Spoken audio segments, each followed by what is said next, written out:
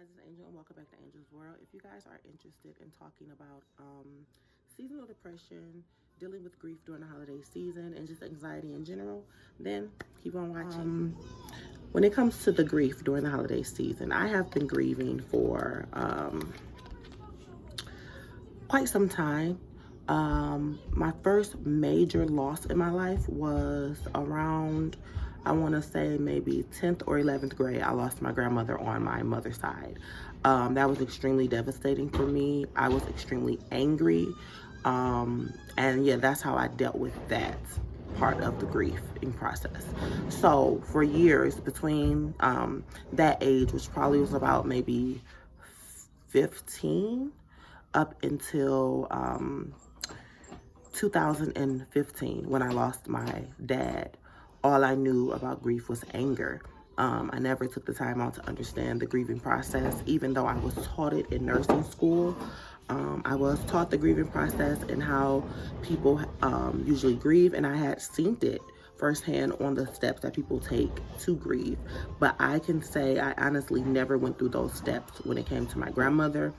And when it came to my father's death in 2015, I was really heavily in the in my church, and really like aligned with God. Like I can hear him, I would dream, he would talk to me. So it didn't take me long to get to acceptance as far as my dad. I was there when he took his last breath. I instantly cleared the room because some family members was in there. My mom was in there. I didn't tell them what was going on. I just told them, can they step out for a minute? I went, I spoke to my dad in his ear, and I called his nurse. I knew her by name because I was up there every day, all day. And I called her and I told her that my dad took his last breath. And she was like, oh, okay, I'll come down and check. She came down and she was like, he still have a pulse. I said, yeah, but I already know, he took his last breath. That's just the last remaining of his blood circulating through his body. And she was like, you're absolutely right. This is it. He did take his last breath. I'm going to have to call the doctor so we could pronounce him. Do you need anything? I'm like, no, I'm fine. I'm just going to make a couple of calls because I was the only daughter that was up there. So I made all the calls. I did all the paperwork. I comforted everyone. One of my aunties passed out. She was actually my mom's sister, and she passed out in disbelief because everyone was just, my family was such a close-knit family that everyone was so close. Even my mom's family was close with my dad. So I dealt with all of that. But anyways, yeah, when my husband came up, he was really hurt, and he even shedded tears, but I could not shed tears. And it wasn't that I didn't want to. It was just, I guess, I put on this cape of, I had to do everything, and I'm the one that had to be strong. Mind you, I am the youngest daughter as far as my mom. I am the youngest daughter. Well, I have a sister that passed away at birth on my dad's side, but for the most part, I am the youngest daughter on my dad's side as well. So yeah, I dealt with all of that. And then when I got home, I walked in the house, and my husband and his family was here, which was his mom, his brother, and I think his brother's son's mom. And he asked them to leave. And yeah, and I had a mental, emotional breakdown. I'm not sure exactly what happened. I could only go off of the stories that he tell me, but to my understanding, I was sitting on the bed and ended up on the floor crying. I don't know if I fell or what, but all I know is when I came to, that I was laying on the floor and my husband was laying with me, and I was crying. And I sat up and I looked around and I was like, I want some Taco Bell. And he was like, okay. And we went and got Taco Bell. This is not my first time having a blank out spell when it comes to emotional grief. It also happened with my grandmother when she passed away. I was at school. I really don't know the situation. One of my close friends told me that I was in my car because I had a car when I was in high school, you guys. My mama bought for me. But yeah, I was in my car and she was in the car with me, and I had an emotional breakdown as well. So that's not uncommon for me. And then, so let's fast forward 2018. I had just had my son 2017, and I was pregnant with my daughter, which is a miracle baby. If you guys are interested in that story, then let me know. Comment down below, like, subscribe, all that good stuff, and I don't know you guys want that video. But I was actually pregnant with my daughter, and I found out, I want to say, the day before I went to the hospital to visit my mom. But yeah, I found out that I was having a girl. Let's backtrack just a little bit. I don't want to make this video too long, but let's backtrack just a little bit. My mom was a breast cancer survivor. She was pronounced with breast cancer, if I'm not mistaken, in 2014 or maybe 13. I'm thinking it was 14, but she beat it with no problem. But the radiation and the chemotherapy did affect her heart. So she was going through issues with her heart. Then after that, in the year 2018, she found out that she had leukemia. She went through chemotherapy and radiation, and that completely damaged her heart to the point of no repair. So we were going through that in the hospital, and every other day they would call, you know, oh, your mama's doing good. She probably got a couple of hours. Then the next, I come up there and she's doing fine. The next day she's intubated. The next day she pulls the tube out. She's talking normal. The next day she's delirious because she's been in the ICU for so long. The next day she's telling me about dreams and she's having a white figures coming to her and telling her to come with them. So it was a roller coaster with my mom. And I went back to my old ways, anger.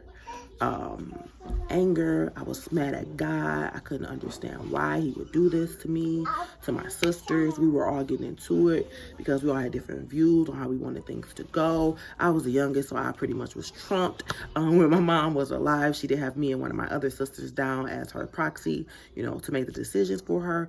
But once she became to the, you know, it wasn't like legal papers, it was just through the hospital who she wanted to be called and things like that. But once she became unable to speak and talk for herself, me and my sister was no longer the one in charge. My older sister became the one because she was closest to kin. So we were just going through a lot. I was a nurse, so I was thinking in a different mindset. It was a mess. And I was angry. I was angry. Mostly with God. So fast forward, my mom did pass away and everything did work itself out. I did find my way back to God, or rather God found his way back to me, and our relationship is better than ever. This year I have done a Daniel fast. The beginning of the year, starting the 1st of January, I did a Daniel fast for 21 days.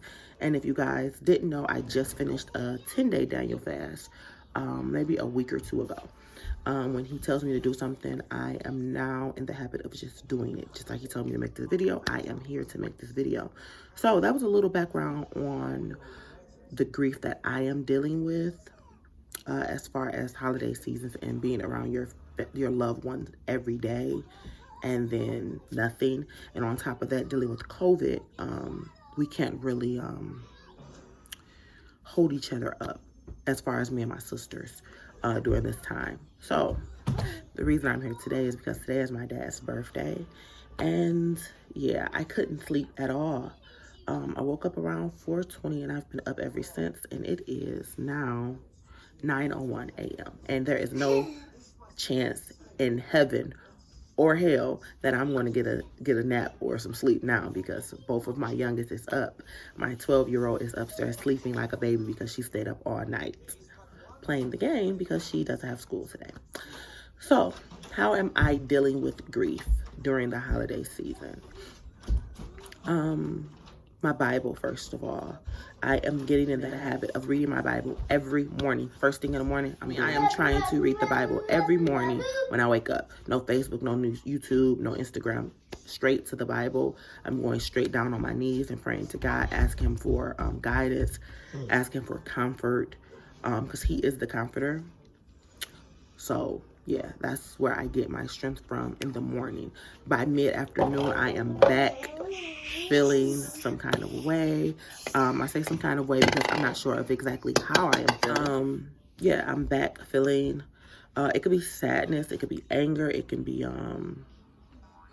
all types of things. So depending on the day, that's what usually happens, and I'm starting to realize it depends on what I am allowing in my space, whether that's on TV, Instagram, Facebook, YouTube. My best advice is to only watch things that is uplifting, spiritually, emotionally, physically uplifting. Exercising. I have been exercising every day for the past maybe 3 days. I haven't. Excuse this tag, you guys. For the past 3 days, I haven't been exercising, but it helps a lot. Those endorphins and everything helps. Ice cream helps, but don't consume too much. The ice cream do help. The chocolate release endorphins and things like that.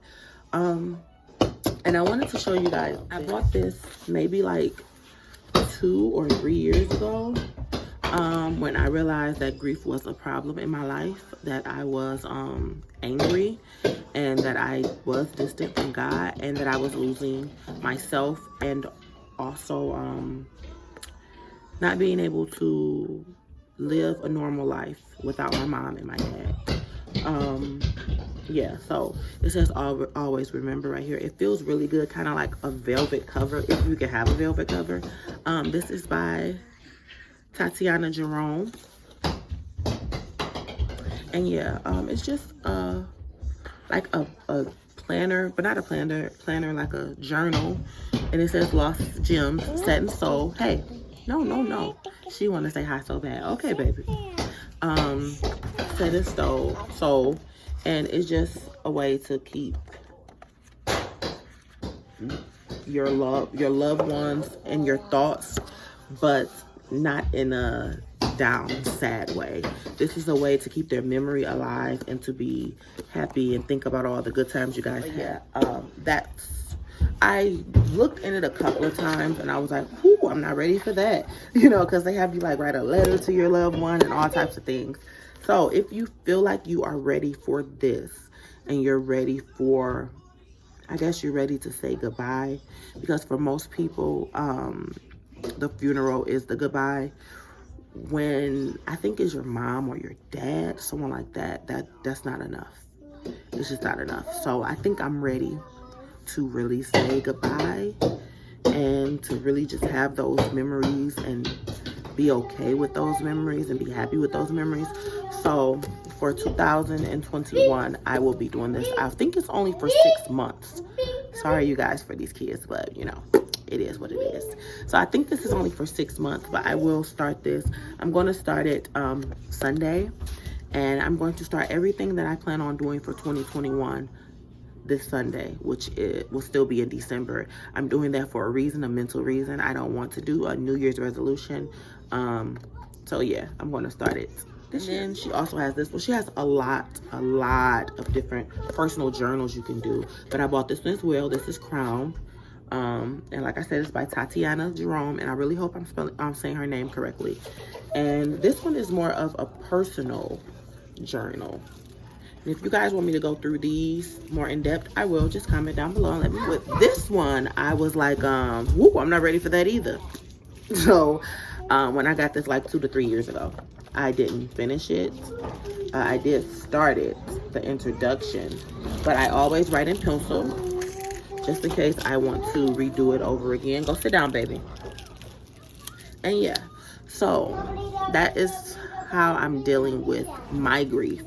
I would love to hear of ways you are dealing with your grief or your seasonal depression. I know people get seasonal depression during this year, and it's so crazy because it's supposed to be like the most wonderful time of the year, Christmas time, but I've noticed that I get really, really down during Christmas season, and I don't know if it's because I don't know. I don't think it's the weather, because I personally love the snow. I love it. I don't want to be in it, but I love to look at it. And I'm not particularly sure why I get down during the Christmas season.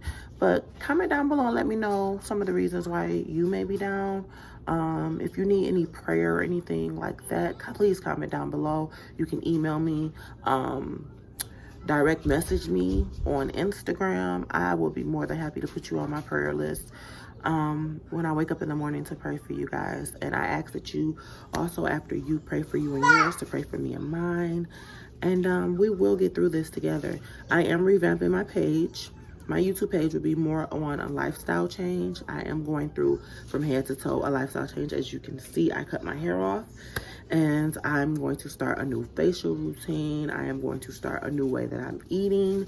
I'm going to start a new way that I'm dressing, the way that I'm speaking. From head to toe, this is a complete lifestyle change.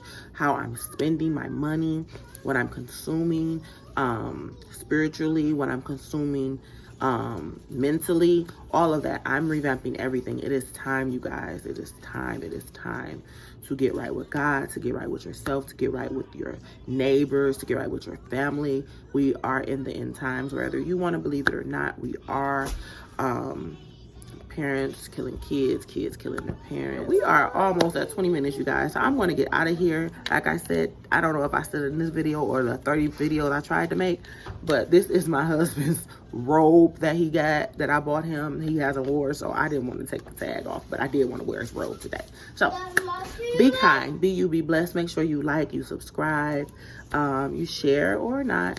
It's totally up to you. But do connect with me in the comment section, or rather on Instagram, DM me. We need to uplift each other, hold each other up during this time. Like I said, today is my dad's birthday. So happy birthday to my dad. I love him and miss him. And me and my family will be getting together today. I know it's COVID, but we are going to still be social distancing. We're just going to get together and go down some neighborhood blocks and look at the Christmas lights with the children and just do something in his honor today. My block, nobody has Christmas lights on their houses. And I know it's been like a really, really rough year. But yeah, we're going to do that. And I will come to you guys hopefully Sunday, and I'm going to be talking to you guys about the things that I'm revamping in my channel and in my life. And if you guys are willing to go on this journey with me, I thank you, and I thank you for watching, and I love you guys, and I will talk to you guys later. Be kind, be you, be blessed, be safe.